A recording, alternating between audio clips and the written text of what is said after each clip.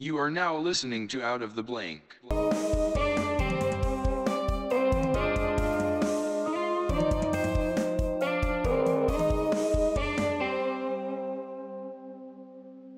Welcome to another episode of Out of the Blank podcast. I'm here with Matt's mom. Yay! What is your official title name, though? Diane Brissey. Diane Brissey. Okay, Yes. so tell me, what do you do professionally?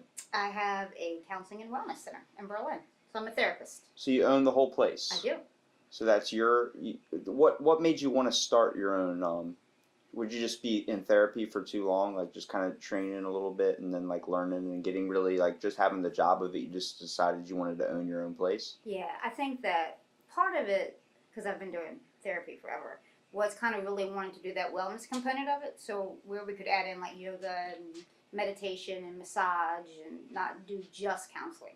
So yeah, for a couple of years I wanted to get my own place. And What's the place called? Acadia Counseling and Wellness. Where'd you come up with that name? Went to Acadia National Park 2 years ago on vacation, and it's like so gorgeous up there up in Maine. Have you been up there? It's beautiful. And so we were sitting here and we were talking about it, and Jeremy was like, "How about Acadia?" I'm like, "Oh my gosh, that's perfect," because it's beautiful and serene and it's gorgeous up there. I experienced something like that when I went to Hawaii. Never Just been. relaxing. Like the most beautiful spots were not, I guess, in the mountains. I guess it's a lot of driving. Surprisingly, you would think it's a small island. There Right. wouldn't be that much. I know we got lost on the road for like 2.5 hours. We actually circled the whole island. My grandma was driving, so she was having a fun time with that.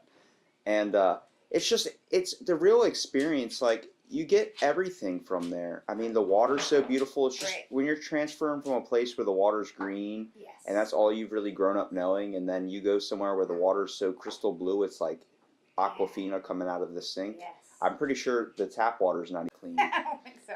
But it's just wonderful because you're looking at, like, I mean, just so many beautiful things. And I think that's a lot what you probably have to inspire owning a wellness center. Yeah. You have to try and make it as calm and serene as possible. Right. Because, I mean, when someone comes in there, they're usually struggling with some type of affliction, whether you're dealing with addiction or whether you're dealing with some type of emotional stress. And it's the smallest little stone can really just set it off. Right.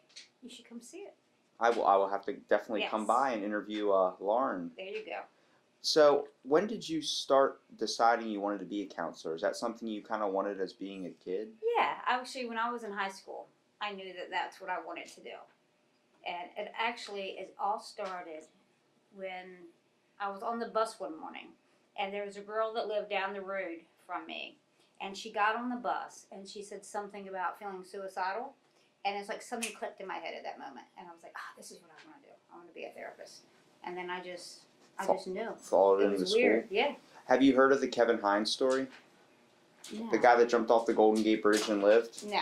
He was on he was having like rough time, like much like when you start getting suicidal, you just start having like, I don't feel like I can live anymore. And he was sitting on a bus, and he literally said in his documentary, like, if someone would have just said, "Hey, how you doing?" or just said hi to him or asked him, said, "Have a nice day" or something. Right. He's sitting there crying on the back of this bus, and everyone's just ignoring him. And he's like, if someone would have just said something to me, asked if I was all right, or just even said hi, like, I wouldn't have gotten off that bus and then tried to jump off. And, That's you know, crazy. a lot of people make jokes about it because he was like halfway down. I considered it was a bad idea. I'm like, you got to think that you're falling probably for a while. Fast. Yeah. But it's just the whole fact, like, the smallest little, like, things that you don't even imagine can really cheer up somebody's day. Mm-hmm. And I try and do that now when I go to the store. I didn't really notice it as much as when I was a kid. I was kind of like trying to, do my own thing and really had to disregard. But, for being my age of like 21 and, it's just, it's definitely like a struggle because a lot of the people like that are my age they show themselves off in a type of way that is, a little bit aggressive. You have the stereotypical like young adult, kind of either pissed off at the world or really just like out to do his own thing, doesn't care about anybody else. Well, I go to the store and I say, have a wonderful day or something, and always kind of, I go really early in the morning. I don't sleep that much, so it's you run into the older people, Right. and they're always like, they're always paying it forward. I had a woman in front of me pay for, I had 2 Diet Cokes. at Dollar Tree. She paid $2. I was like, no, you don't have to do that. She was like, I want to. She goes, you look like a very sweet boy. And I was like, yeah. I was like, do you need help with your groceries and stuff? Like, it wasn't because she did that. I would have offered anyway. But, you know, holding the door open for her, and then also, like, you know, when she was leaving too, it just really, like, it felt like it restored her faith in at least my generation for a small time. Little kindness goes a long way. Exactly, and I really wanted to get into therapy. A lot of like my friends, when they do my podcast, or just people I've met, they've all said like that my podcast is like a therapy session. Yeah. And I always thought about getting a little hourglass for the table, but I was like, I don't want them to feel like they're being restricted by a time. Right. You know what I mean? Because I've been to a therapist before, and it's when you're sitting there, they seem like they're just there to get paid. They're there to give you the answer that you are really paying for. You know, at least the one I went to. And I had my one buddy who deals with a lot of stress. And I was talking to him, and I'll never release this podcast episode. It's a 30-minute thing. I only turned it on to kind of make him feel like he was being recorded. To see if I could get him to open up. I don't know if that sounds selfish to me, but I like to try and, you know, you get comfortable when we're podcasting because you're just talking to me. Right. And he was telling me how he feels like so overwhelmed and swelled up with so much, like he feels like he's drowning in all of his problems and he can't stop the thoughts of like just everything. He's got constant worry. I'm like, we all have that. Right. But you have to enjoy the beautiful aspects of life. I've learned, like, I feel like someone took really the blinders off my eyes.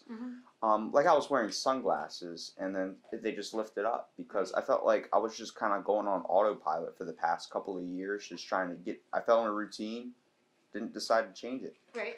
But I think for you guys, I think for your generation, I think it's harder because I think you guys have so much more pressure on you. Well, technology is... Which is crazy. I mean, you wake up in the morning, what's the first thing you get on your phone is an alarm of some person that's missing or some storm that's coming or some outbreak. Trump did something. It's like... It's so overwhelming. And not being able to separate from that, I think it's hard.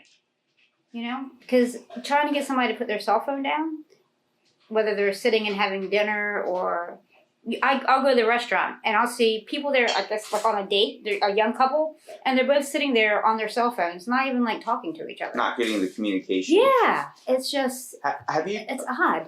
I mean, we all fall victim to it, I think, too. Even like some of the older generation. My grandma knows how to use a tablet better than I do. I don't even mess with it. She's always on Facebook, like poking me and stuff. I'm like, I don't even understand what poking is. But, I mean, she gets it. But, I mean...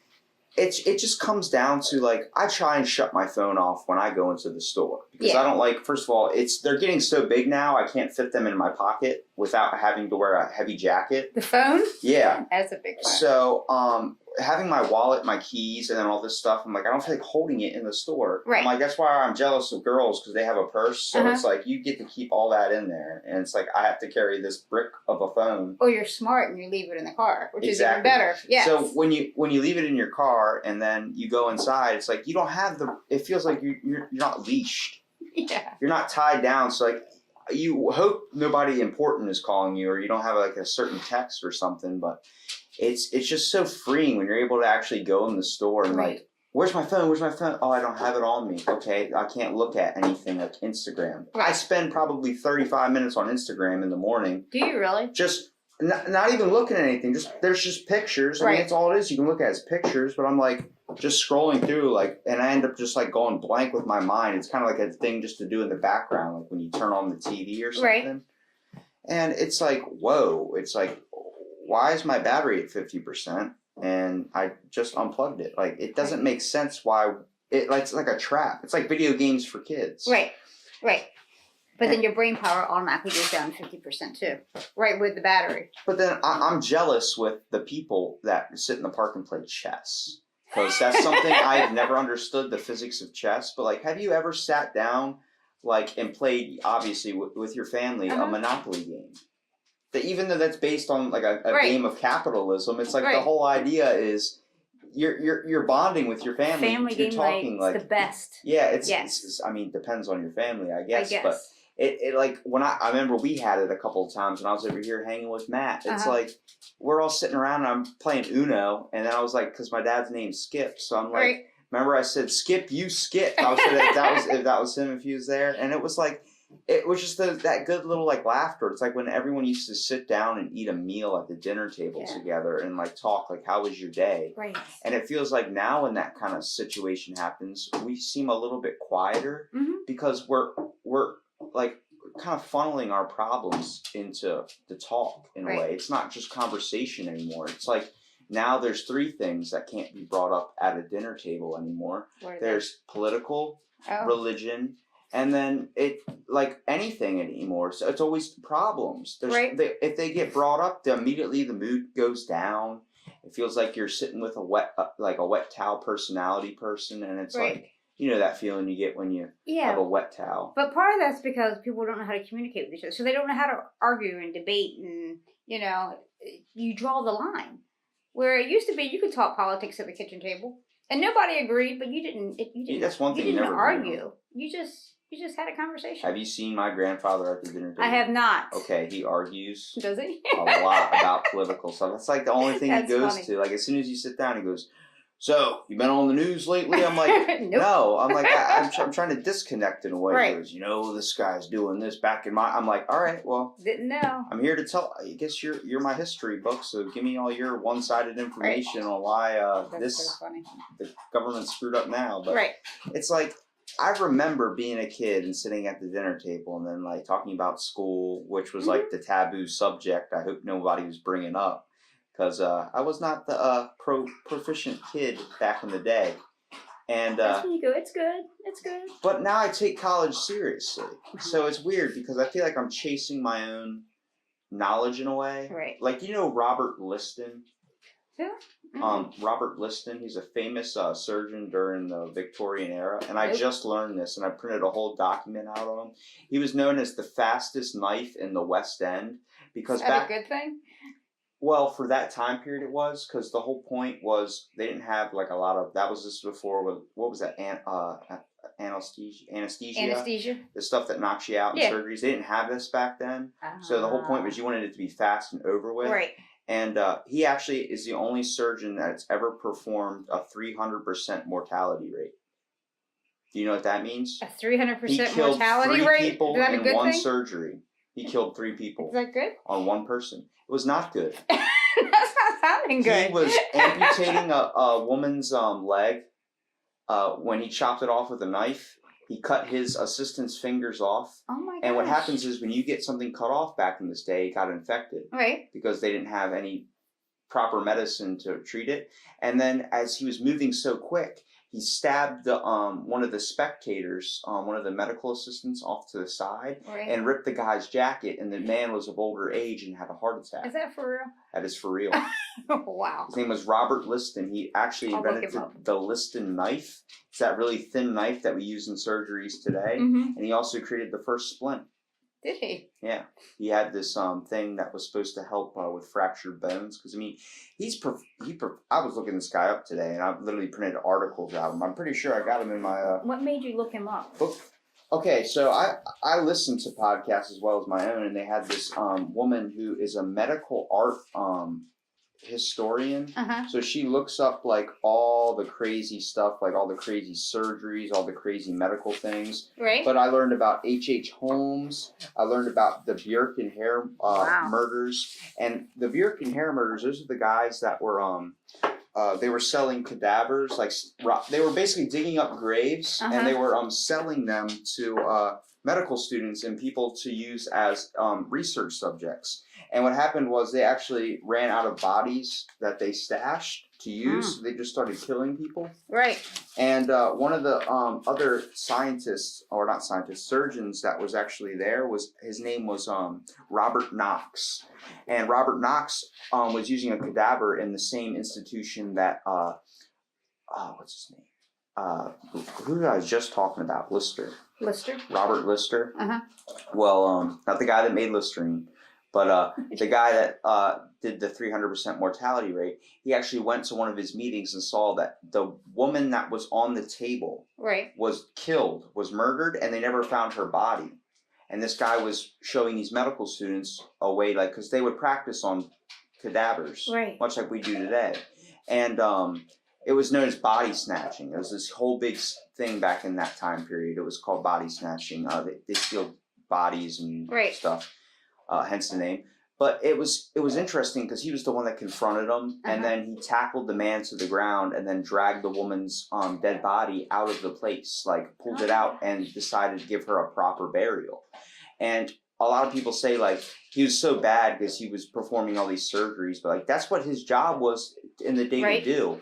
Like he was actually the one that invented hygiene in hospitals, basically. Back in the day, hospitals were only meant for the poor. Right. Because if you were rich, you stayed home and had the people come to your house. You got actually sick at the hospital. And because all the blood, they never washed anything. They didn't know about hygiene. Right. He was the only one that washed all his tools before and after his surgeries. But he used cold water. He didn't know the whole germ theory where you have to use hot water that kills it. But like, I'm surprised he never got infected or killed off in some disease. Because when he's cutting people's bodies up, he's putting his tools in his mouth. That's why he moves so fast. Oh my God. So you're hearing all this, and I'm just reading all this today. This is all the information I found out today. But it was like we learned a lot today. I write down little facts once I print the article out, and I do a spin-off series of this podcast that focuses on a specific topic. So we'll talk about Robert Lister for that whole podcast, 40 minutes on just him, facts, information about his life and stuff. But it's so fascinating to hear, like, just history in general. Like, it's what really got me into podcasting. I feel like talking to people where it's a form of therapy. I like talking to people my age and helping people out. Like, there's a lot of kids my age that are going through stuff, and it, like you said, it's a stressful age, and there's older people that deal with it too, and especially when they're taking medications and stuff, because you know it's hard to watch your body fail, like just growing up and getting old. And I'm pretty sure, do you have any clients that, you don't have to say their names, but just people that you probably experience with them just dealing with how their body's not working like it used to, and the depression with that? Yeah, or people that have injuries and they can't go back to work or do the things that they used to do, and like young people my age. I have someone she's 21, and she's got all kinds of medical issues that would be depressing to anyone. And you work off the DSM criteria, right? Right. The whole, because I'm taking abnormal psychology right now, but I've taken multiple counseling classes. It's actually something I wanted to do. I was just looking for a place to intern at. Right. To get like a 2 years you have to do, and then I still have to take like the drug pharmacy class and stuff. So if you know any places or people that are looking for someone to be a Robbie for a intern. There you go. But I'm fascinated with helping people with it. I'm really excited about helping everyone and then hearing everyone's story. Like, I'm really trying to podcast with everyone because the words I've heard from my podcast, like my buddy I used to call, I don't know if you know, his name's Brian Yunt, but red hair, wore an earring. I always called him gay back in school, and it wasn't meant to be mean. Right. But a lot of people said I was being a jerk. And they're like, stop making fun of him. I'm like, he hasn't came out. So it's like, but I knew it. I just felt deep down in my heart. And it was just the sense I got from him. And that's where I feel like I'm really good with podcasting, because I have the ability to read the person I'm talking to. And I find when they get interested in something and I see their like face light up in a spark, much like when you're seeing me rant off about this guy. About Lister. I didn't know anything about him. I was not fascinated by him. But my friends, like, I'm really into like 19th century and Victorian type, like, just experimentation on people. And I'm like, okay, I typed it in on Google and then looked up the top 10 people that were famous back in that time period. I talked to transgender people that deal with gender dysmorphia and just like the whole like concept of trying to change their gender. Right. And I'm just like, I started researching, like, did you know one of the most famous surgeons was a girl that was displayed as a guy her whole life and career? And the only reason was the military wouldn't accept girls back then, so they were doing all this stuff. And it's like, I still have to print out articles on him, but it's like, I'm here. I'm getting interested. I'm going to read the crap out of it, and I want to get your experience on it. You're going to be so smart by the time you finish all this. I'm telling you, I've definitely boosted up my knowledge a little bit. It sounds like it. I feel like a lot of times, I'm impressed. I'm like shooting off fun facts. Like, hey, did you know this fun fact? And my buddy's like, what are you doing? Like, it's 2:00 in the morning. Why are you sending me fun facts? I'm like, dude, you don't even know this was in our history. there was a team of Russian women known as the Night Witches that were killing the Nazis in crop dusting airplanes that were not meant for war. Right. Like, that's ridiculous. And you're like, why isn't this in our history? Like, why isn't this in human history? Right. I wish someone would just throw the book down of human history in front of me and let me read the goods, the bads. Everyone talks about conspiracies and all the stuff that gets found out. Like, I want to know. It feels like it's like a magic 8-ball, and I keep asking it questions, and it keeps giving me a different answer. But it's enough about that. But I am obsessed with the whole object of talking to someone. I believe if you're going to be a therapist or be any type of person that analyzes someone's emotions and tries to give a reasonable answer to them, I believe there's no right answer that you can give anybody on what they should do with their life. Their life is their own. Right. But I do believe that if you're asking for someone's opinion, you should be real with them. And when you're a lot of times dealing with a lot of therapy places around here, it seems like all they want, and this is inspired by the world, is the money aspect of it. A lot of therapists are just like, I'm not here really, I'm listening, but I'm just going to be like kind of half in on it. That's terrible. So do you pride yourself in being full? Yes. Because I know, from what I've known from you from my childhood, you've been like a mother and care provider always. Doesn't matter if they were your kid or not. Right. And you've always been like really nice too. I don't think I've ever seen you snap before. Are you sure? I waited till you left. Probably. He was at our house 2 weeks. I remember one point. That's because you all would come. You'd come on Friday and you'd leave like Sunday or Monday. No, there was that one time in summer I was here for like 2 months. Were you really? You were like, Robbie, are you ever going home? Does your dad know you're okay? I remember because my dad kept dropping off clothes and he kept dropping. I remember he dropped off my toothbrush. Matt's dad said something, and then you guys had to teach me how the shower worked. That's so funny. And I stayed for like a week after that. Right. He was constantly dropping me off like $20 bills so I can go to the store. The movie place is right down the street. Right. Okay, so having a kid, what is it like to see us all growing up now? I know you got to be scared. But at the same time, you have to be. It's really cool though to see you guys all grown up now. Because it's kind of having watched you guys from when you were little, like elementary school, and then getting through high school, and it's almost now I feel like you guys are kind of all coming into your own. So it's kind of cool. You noticed the change in us a little bit, like with Matt. I noticed definitely. He went from, I remember Miss Williams, when she was Miss Williams, introduced me to Matt on my first day at Buckingham. I was nervous, and she was like, I know you guys are going to bond together. And I was like, okay. And then like he's wearing all black, and I don't know if it was crazy hair day, but he had gelled up his hair, so it was all spiky, like Liberty spikes, like somebody off Tony Hawk's Pro Skater. Yep. And he was just like this kid that looked nothing like me, looked like, we had completely two different personalities. Next thing I know, I find out he lives down the street from me. Right. And we're hanging out every single day, like not being together, like everything. And it was like, it was such a like bonding experience. And it just to see him change now, he's got short hair, and everyone's like, he's always so silent. I'm like, Matt's not silent. Like, I've never known him that way. He's just always been a talker to me. I know. Really? I've always known him to just babble. Right. Like some point, like not more than me, obviously. Right. But just like we go out to dinner or something, my dad would be like, Matt, what do you want to eat? Like we're at a restaurant. Like, what do you want on the menu?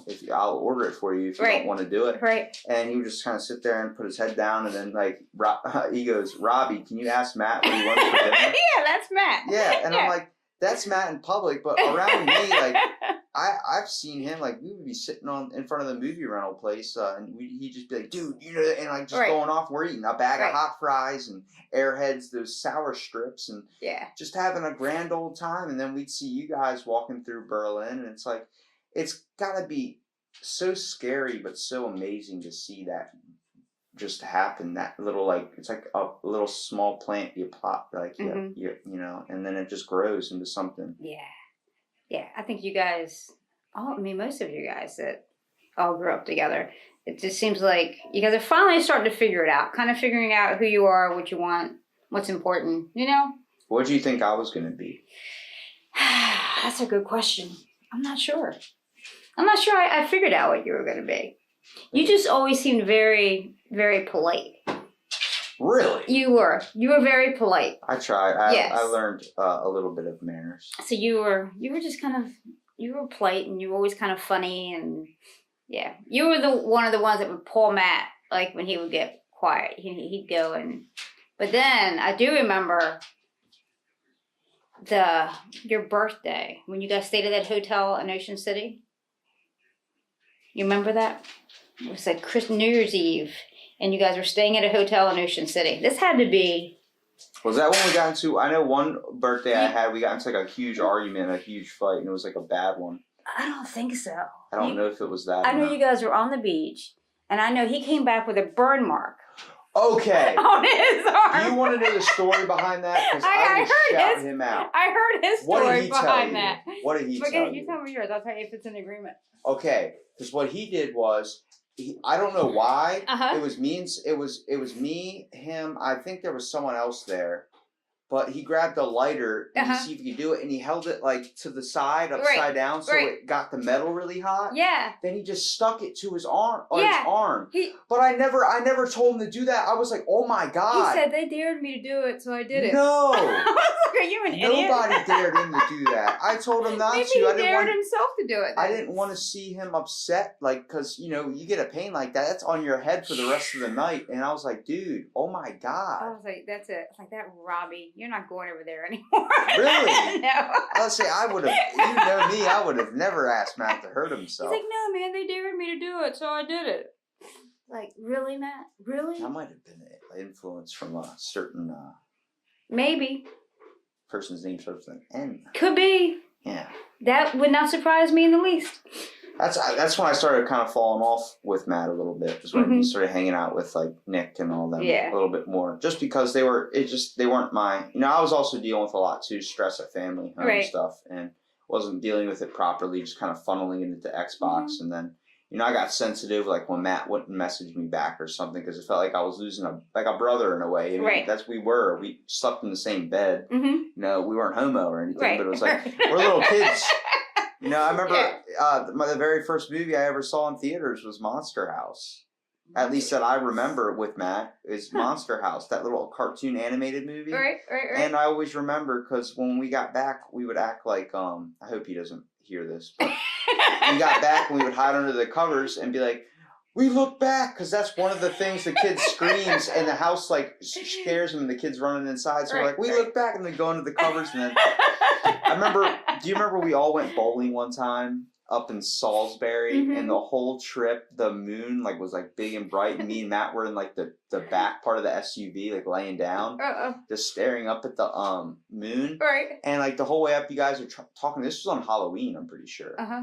And the moon would keep getting covered up, and we go, "Aww," and then we would hold it. We wouldn't stop. Right. And then when the moon came out, we'd start going, "Yeah," and we'd hold it.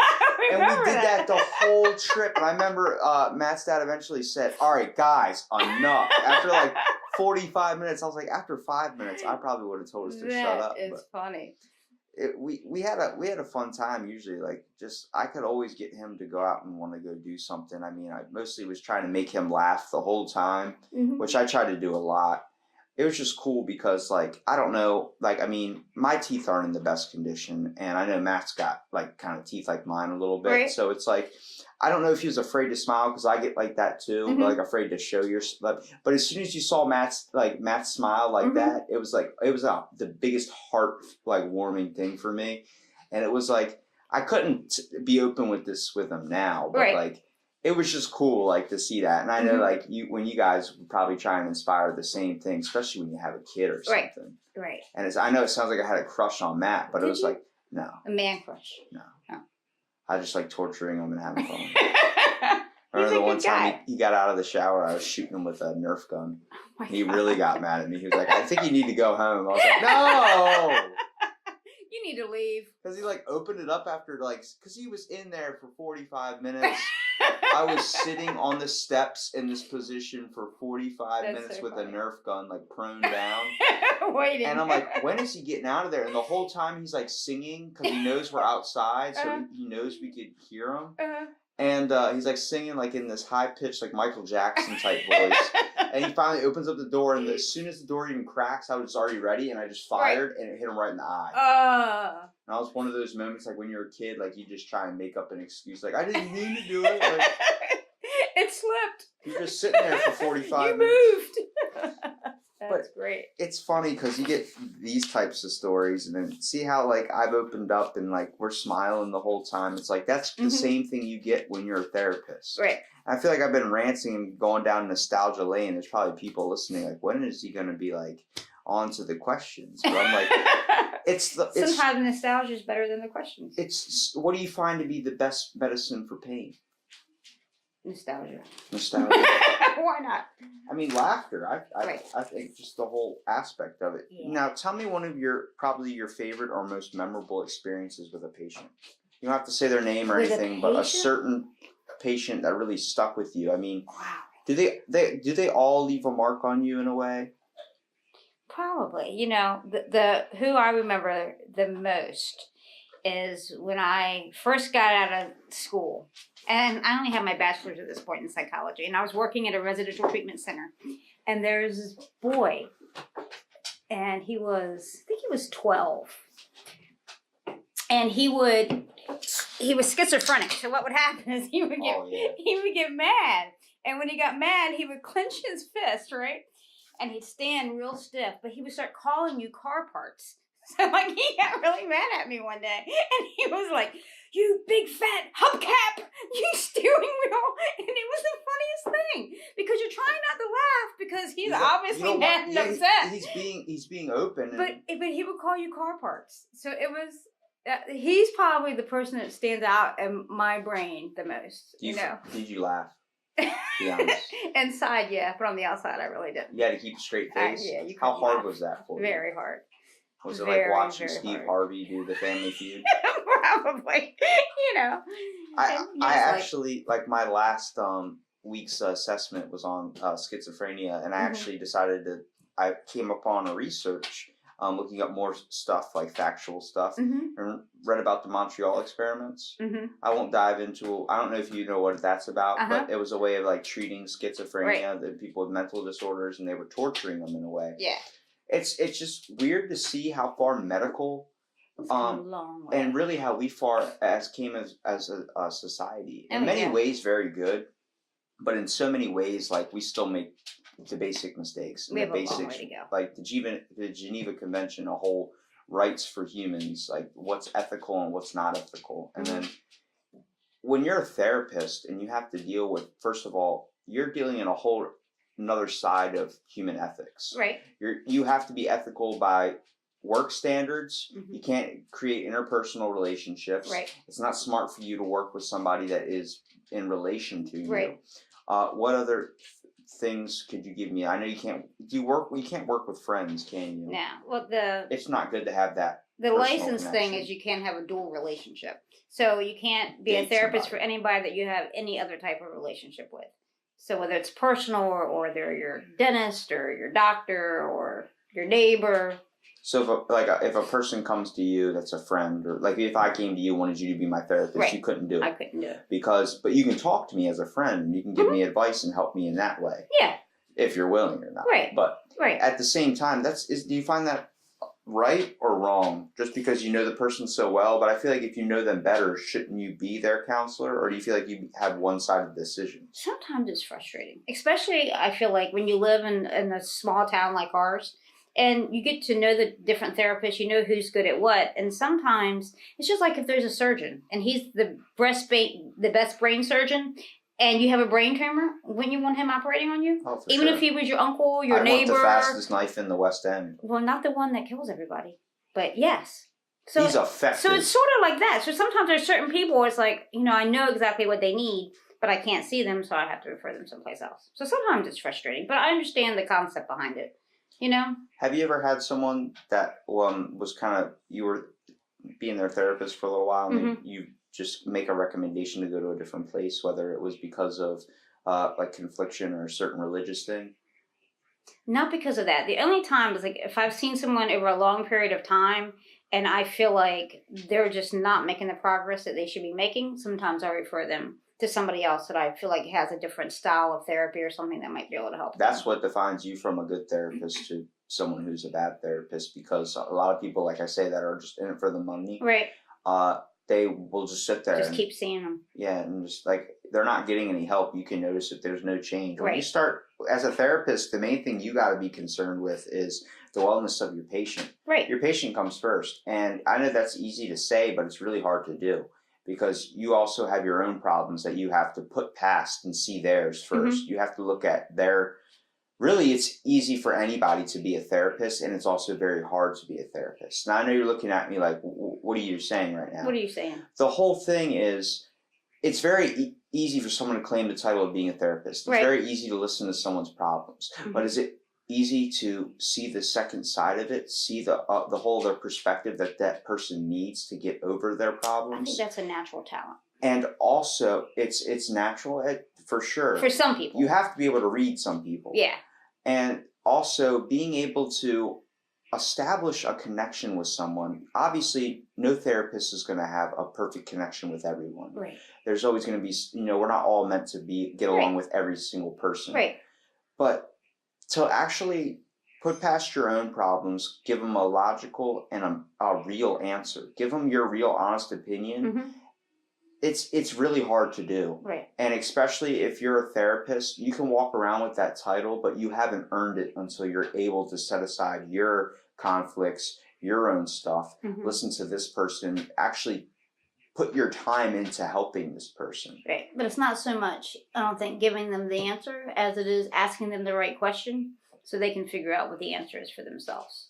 Because you can't really know what the answer is. Well, you can't tell them what to do. You can't. Right. You can give them the best option that you think is right. But like I tell people, I'm like, if I'm giving you advice, I am telling you what I think, what I would do.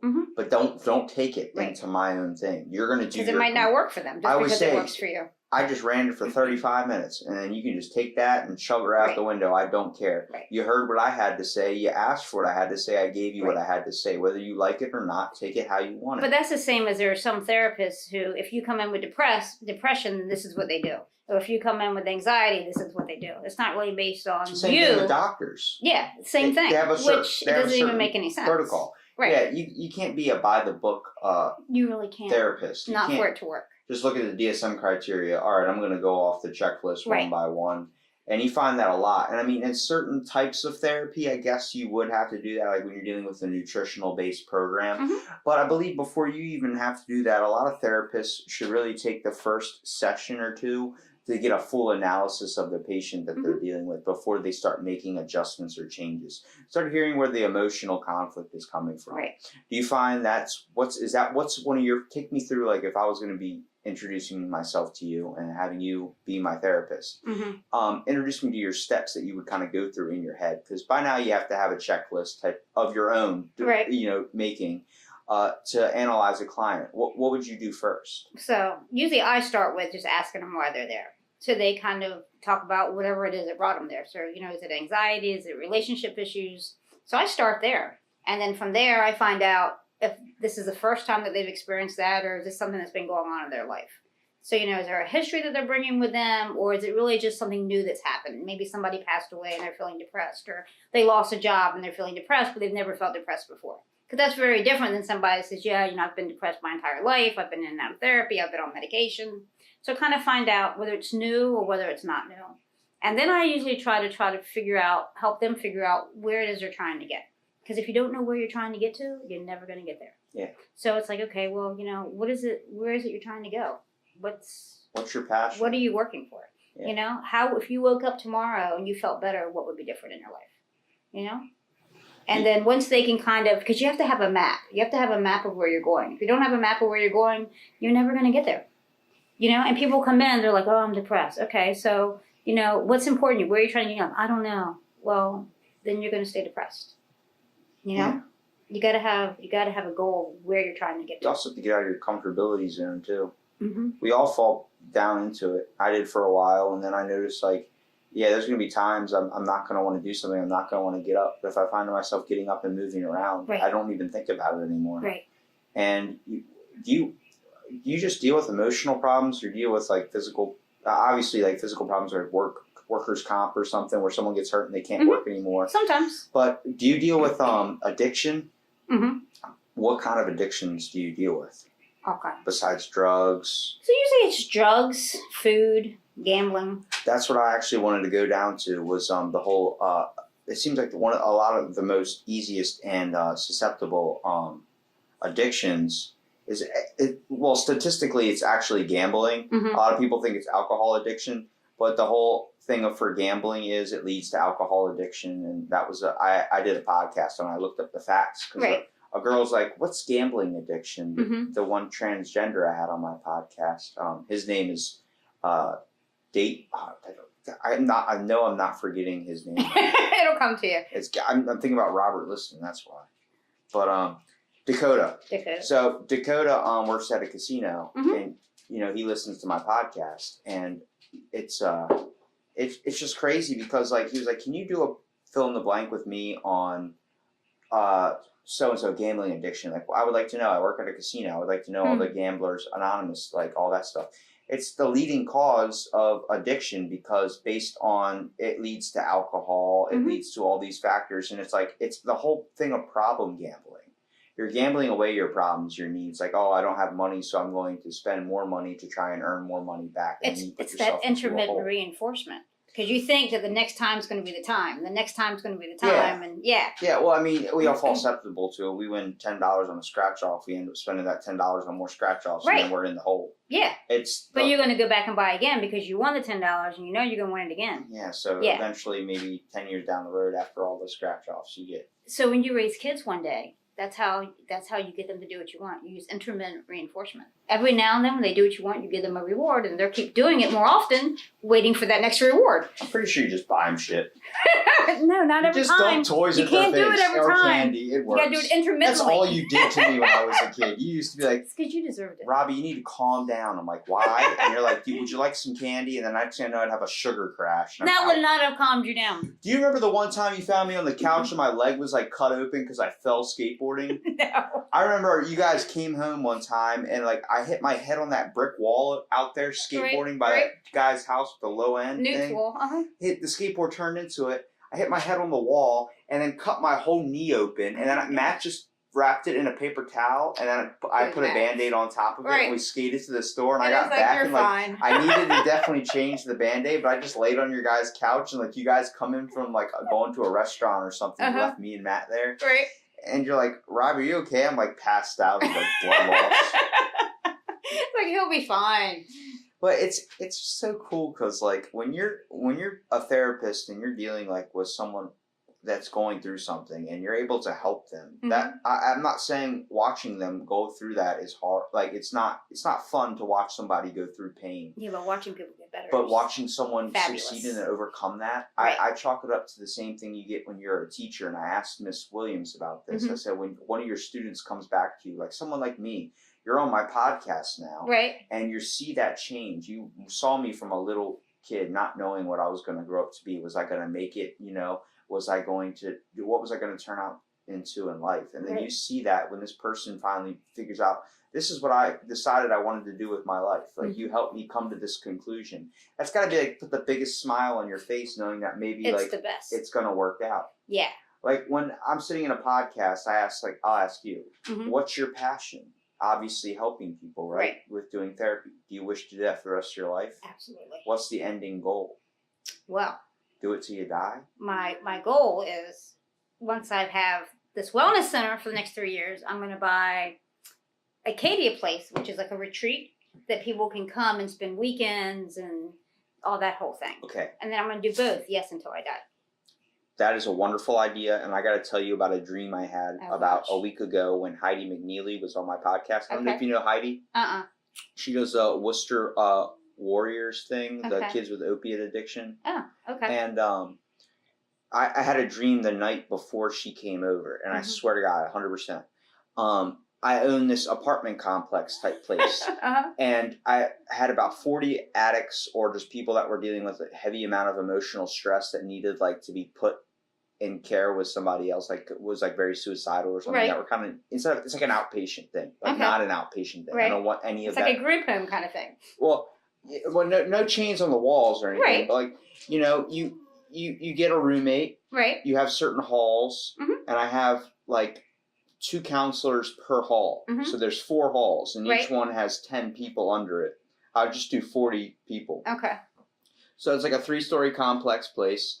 They're all tenants, but you have a roommate that's to put It's you like in. a sober house. Yes. Well, it's like a halfway. Yeah, house a in a halfway way. house. But it's like the whole aspect of it is I don't want you to feel restricted. You Mhm. have a car, you can go where you want. I also Right. I'm going to have a van or a giant shuttle bus downstairs Mhm. that's for this program. Right. So if we go out somewhere, we're going to have these group things events that we do, you Mhm. have to kind of participate in. Right. And then Heidi brought up the idea of having like a dinner, like dinners you have every single night, which I was going to do, but making them mandatory. Mhm. Like you have to show up, or Right. if you have, you know, all we put in your room is the necessities you need for survival: a fridge, a Mhm. stove, and then, you know, a TV and stuff. And after 2 weeks, we have these guys. Mhm. I have about 2 per hall, so about 10.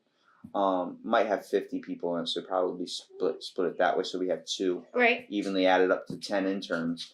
But they're all going down, and they bond with you like a counselor. They're set to your needs and standards. Right. Like if you're a funny guy and, you know, crack jokes all the time, we're not going to put you with someone that has major anger issues and gets set off by the smallest things, even though that might be what you need. You might need to develop that relationship and then end up moving with that guy and then deciding a roommate relationship with him. But the first person we pair you up with is going to be, you know, somebody that's more in relation or closeness to you.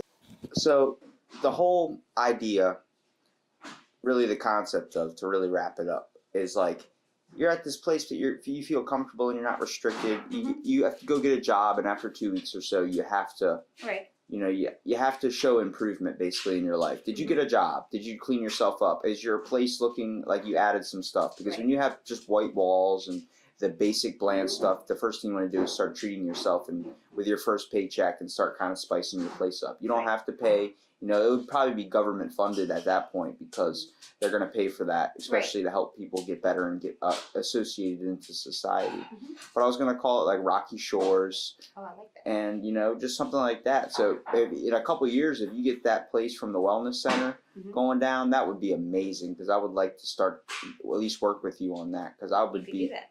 I was just going to be the tenant that was going to come around and like talk to everyone, be like, how you doing? You know, I own the place, but Right. I want you to feel comfortable. Anything you think I should add, let me know. And then get like a group thing, like a chalkboard down in the bottom where everyone can kind of meet and like have like a lobby type area, Mhm. kind of hang out, watch TV, and, you know, associate with each other, and then Right. be able to write down things that we should look to investing, or Mhm. maybe everybody throws $10 or $50 aside and Right. buy a pool table or something after.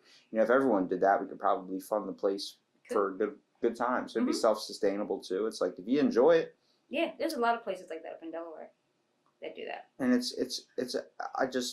feel like I think that's what I want to do, because I definitely thought for a good while that podcasting was it, but I feel like there's definitely times I get depressed about podcasting, mostly like it's got to be the same thing when you're dealing with therapy. When you're hearing someone's emotional problems, just Mhm. how hard and like how emotional someone can get, that it's got to be like a drain on you, especially after a long day. You ever just have a long day at the office?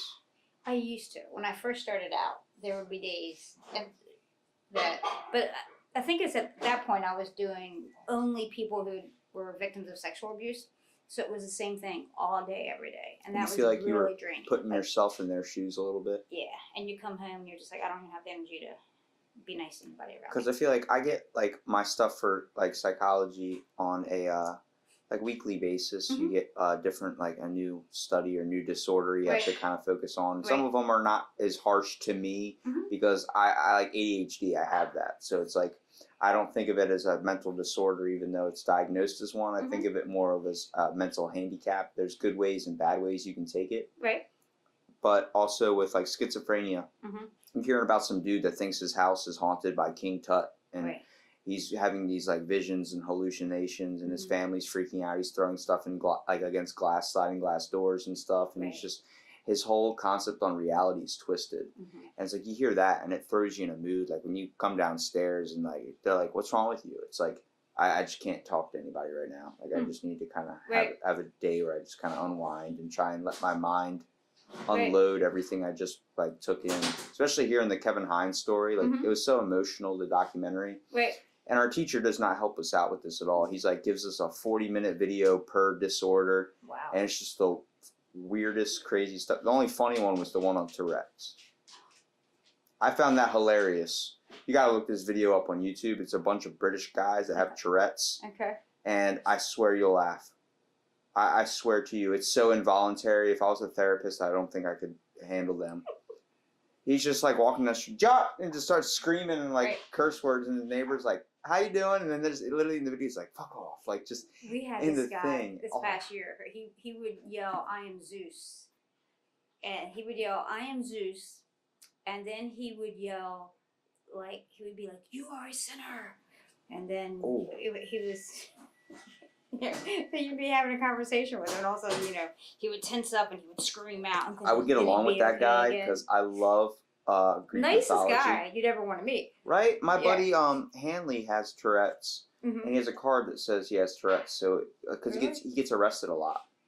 He doesn't mean disorderly conduct. Well, yeah. Yeah. Oh, he's walking down the street on the boardwalk, and I was actually with him when this happened, and a couple cops stopped him because he was saying curse words. Right. It's like, I can't help it, I have Tourette's. And like, really, where's your ID or where's some identification? I knew you got an idea for that. That's great. You really should go get one. You don't have to, but you should have something that lets people know. Like, I can't sit there and vouch for you because like now we have no cursing on the boardwalk. So he's like, I just can't even go to the boardwalk anymore. They try and restrict people from cursing. Really? I know they have it in Virginia Beach. Because I was always like, that's kind of cool. They have big signs. Yeah, now that we have signs too. Do they? But they can't stop you. It's freedom of speech amendment. Wow, yeah. It's like, once you tell me not to, I'm going to... Then you're going to do it. You get the whole need. It's the whole idea of authority. That's the 10-year-old Robbie doing that. No, authority. It's the same thing when someone gives me a backhanded compliment in the house. Do you ever experience a backhanded compliment? Probably. It's something like, "Oh, you did the dishes, but you didn't put them away? I will lick every single dish and shove it right back in the dishwasher." Yeah. You're terrible. Well, I can't help it. It's like, if I do something like that and that's like... when you're supposed to go, yes, I did. Yeah, it's like, just that whole thing. I can't handle authority. I know when it comes to like the military, I would never be able to do it. It's letting people get under your skin. You have to learn to not let them I get just under feel your like skin. if you let... I don't know, I like being my own person. Like, I'm not going to try and change anybody if they don't ask my advice or anything. I'm not going to try and put my views on somebody else, but I'm going to... But people are always going to have expectations that are different. Yeah. You know? So people are always going to expect you to do things that you don't necessarily do, and you have to negotiate that out. Well, that's hard dealing with therapy, too, because you got to... Everyone's a little bit different. So, like, once you get a certain... Once you get... It makes it fun, because everybody's different. So you think of everybody as a puzzle. Yeah. And you're trying to figure them out. Yeah. Or an equation. Exactly. Yeah, everybody's completely different. And you have to figure out the missing piece, and then you have to figure out what they need to be able to make it work. You know what my buddy called my podcast? What? That's actually been a symbol of my podcast. It's a fortune cookie. Really? Because towards the end, we always get down to the mystery inside. I like that. Isn't that? That's like therapy. That's deep. Yeah. They always say I should be a therapist. I'm like, I'm really good at just, seeing it from another view. I feel like that's what you need sometimes. Like, you're looking at a piece of art. And it's something I've been starting to do. And actually, if you're interested in going to operas or symphonies, let me know, because I don't know where any are, but I would like to go and experience that. Really? Because I'm in a music appreciation class right now, and I watched a video on a symphony, and I didn't think it was something I'd like, but watching their faces and how hard the emotion. Yeah, the emotion. That's really, really like inspiring. But this one guy, like, he was like, my teacher was like, what is your view on the guy that played the trumpet? I was like, he looked like he was gonna pass out halfway through Beethoven's number 5th symphony 4th movement. Like, he looked out, like he was like face getting red. Like, it's like when people play the violin or the cello, they're like, they get all animated. The first thing I'm thinking is, what happens if he slips and that thing that he's stringing with slices the person in the neck? You're thinking about that. You're supposed to be just enjoying. Do you notice and embodying the music? Do you notice that during the orchestra, though, the people that play the instruments, they look a lot like their instruments? You never seen like I've never noticed you're that. walking. Is that like people looking like their dogs? Yes, it is exactly like that. Like, it's the stereotypical, like all the big cello guys. It's like the big giant, like not cellos, but the ones that are waist high, But when they're sitting in the chairs, it's women, and then you see like an older guy that has feminine features. And he's playing the flute? No, he's playing the same cello type thing. Okay. And same thing with violin. They're all like skinny, like really like smart, look what we would call nerds. And then there's like a bunch of like nice girls beside them. And then like you go to the drums, they're like bigger guys, you know, playing these giant instruments. You go to the Fiddlers Convention, you get all kinds of big burly lumberjack guys playing the fiddle. It's weird just to see in like a symphony, this one video I was watching, they all literally look like they were perfect for that instrument. Especially like, and I was like, where's my brother on the triangle? As like a joke. Next thing you know, you hear some dude in the back, ting, I'm like, there he is! And he went ham on this triangle. That's like people looking like their names later in life. What? You know how people end up looking like their name? Like you name somebody, like when they named you Robbie, you could never get away with like a Kevin or a Josh. But you would never know unless my name like was. Your name. If I was born Kevin and always called Kevin, you would see me as a Kevin. You would look different. You would look like a Kevin. Do you think that's what changes our looks through life? I do. What we Is our names? Yeah. So yes. That's why I worked so like, hard before I named Matthew, because I had all these names for him. You just threw it in a name generator and then watched the face pop up. Like, all right, that's what he's gonna look like.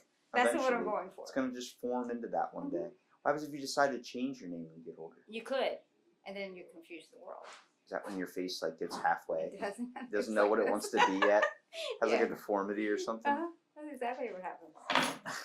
It's, I really enjoy like when you're like just hearing your like recounts of just like I guess just therapy in a way. I find it fascinating how someone can look at it like you love trying to solve the problem, because you think a lot of people in this world, like, we really try and ignore the whole problem factor. Right. We try and shove our problems to the side, and then when they build up and uncontrollably, either snap and be that guy that shoots everyone up in the grocery store, or you just constantly have these minor, I call them minor soul fractures. You're literally just going and like, it's just like you have cracks in the cement. You're constantly just like slowly releasing air out of them, like under people in public, having these little outbreaks where everyone's like, why are you so angry? How are you at level 10 already? Like, you just walked in here. Right. And I think the best thing to do is, like, you can't be like Atlas and hold up the world. You can't have all those problems on your back. You got to learn to take things in strides. You know, when a problem comes up, don't worry about the problem that's coming afterwards. Worry about the problem that's in front of you. Right. And the whole analogy I gave my buddy was like, when next time, because he was talking about being like, we go back to the whole, he's in a drowning of like emotions and he can't see past his bad thoughts. And I told him, like, just pay attention to the floor. Look at the floor. What's the floor made out of? Tap it. Do you feel it? Do you hit it? Can you feel the hardness in it? He goes, what's the floor made out of? Is it spruce? Is it oak? I'm like, just think of minor details. Listen to the sound of the paper. Like, you know, that beautiful sound. Like, take the time to enjoy that, you know. Stop being with multiple screens at once, multitasking, going on ADHD outbreak that most of society's falling towards. It's like, you need to focus on yourself. You need to worry about your own things in a way. Okay. Yeah. Most people, I think they stack things, so that's why they have outbursts. Yeah, and you get caught up in the negative thought thing. So instead of being able to listen to the sound of the paper, you're worrying about getting a paper cut. You know, it's like you train your brain to always look for what's wrong instead of what's right. You find moms suffer from that a lot too. Some do. I mean, some I think are really good at kind of focusing on the positive side of things. It's funny when I work with parents, I tell them they have to do like a 5-to-1 ratio. Like, you have to come up with 5 positive things before you're allowed to say a negative thing, especially like with your kids, because you tend to be like, why haven't you cleaned your room? Is your homework done? You tend to get so negative, and then that's what feeds all that other overwhelming stuff. So 5-to-1 ratio, 3-to-1 maybe. If you want to be generous, you can do a 3-to-1. Yeah. But you gotta make sure that you're being positive, because if everything that comes out of your mouth is negative, how are you gonna feel? Angry, depressed. Yeah, well, if all you focus is on is bad, you're just going to end up having a bad life. Right. So what would be your advice to someone out there listening that might be struggling through something? To pay attention to their vocabulary. I had a conversation tonight with somebody that I saw where she's like, I came home and I have to go to the grocery store and then I have to feed the dog. And I'm like, why don't you just change the word? Instead of I have to, why not I get to? I get to go to the grocery store and decide what I'm going to eat for the week. I get to feed my dog and go spend some time with him. That definitely changes the whole outlook of the thing. Everything. You have to pay attention to the words that you tell yourself, and it'll change how you feel. So that's probably the biggest thing. And then just pay attention to what you tell yourself all the time. So the first small step for someone looking to better their life should just change their outlook on it and perspective towards it. Then make it a more positive one. Stop focusing on all the negative stuff. Yeah. And what the other thing people do is, you can be 21 years old, right? And you can have had something terrible that happened to you when you were 15, which comprised, 2 days of your life. Well, they focus on that 2 days of their life as opposed to the other 20 some years that were fine. And they let those 2 days define who they are. When you don't have to define it by those 2 days. Define it by the other 20 years. Yeah, it's hard if you have a good month or something, like why do you have to chalk it up to a good month or good 2 months, right? Right. But it's like, then there's that one bad day you have, and it seems to just throw everything that's been good in your past week or month or so just down the drain. But people do it the opposite way. The same woman who I saw tonight, we were having the conversation because she said that she had a good weekend because she didn't have an anxiety attack. And I said, so why in your mind is the fact that you didn't have one an exception to the rule, as opposed to the fact that maybe you're never going to have them again, and the fact that you did was the exception to the rule? So it's how you define yourself, If you say, I'm anxious, then guess what? You're going to be anxious. So it's all up there. Just switching it around. Well, I appreciate you taking the time and doing the podcast for me. It's fun. You like it? Would you be on it again? Anytime. Oh, we'll have to get you and Lauren on at the same time. There you go. That'll be interesting. Call it the Brissey's podcast. You should get me, Lauren, Matt, and Sarah all on at the same time. Let's do it. Family Matters. Family Feud with Steve Harvey. Or this time, Robbie. Play Pirates of the Caribbean Life and do the podcast. Well, thanks for being on the podcast, and anybody that's listening can take the emotional wisdom you parted on to me. There you go.